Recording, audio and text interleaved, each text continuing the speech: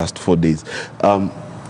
What we met on the ground were, first, the problems of this area do not start with droughts. All right. What they consider a normal life is 1 meal a day. That's normal.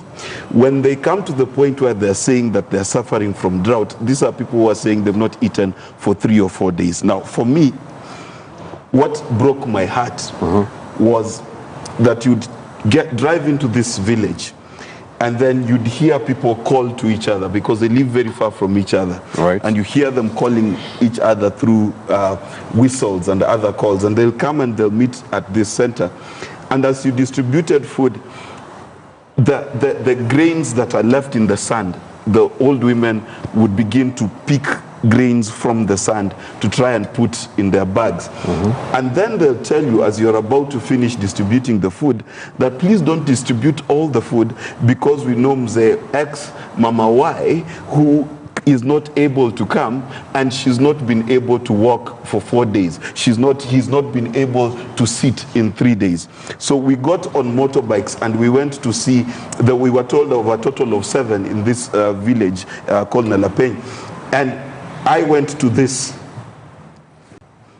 old woman's house, and when we got into her compound, we called and she couldn't get up, and we thought she was dead.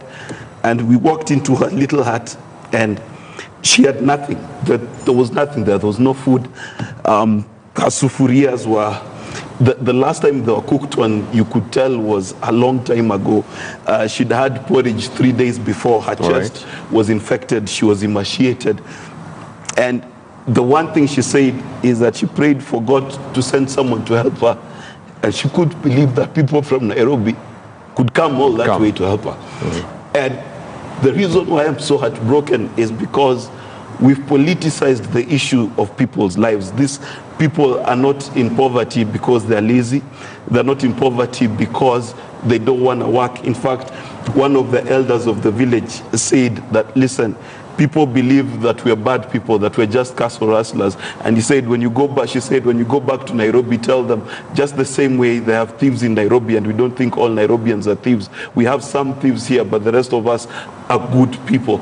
They're industrious people. They're people who walk for kilometers just to get a liter of water. And I saw kids carrying that dirty brown water. This woman, I promised her to go back. I have no idea whether she'll be alive because she had a chest infection. There's an old man who one of my team went to see, and the old man was basically fainted on the ground in 39-degree heat. So this is not some media thing. We've seen it for ourselves. We went there, around 20 amazing people from Nairobi.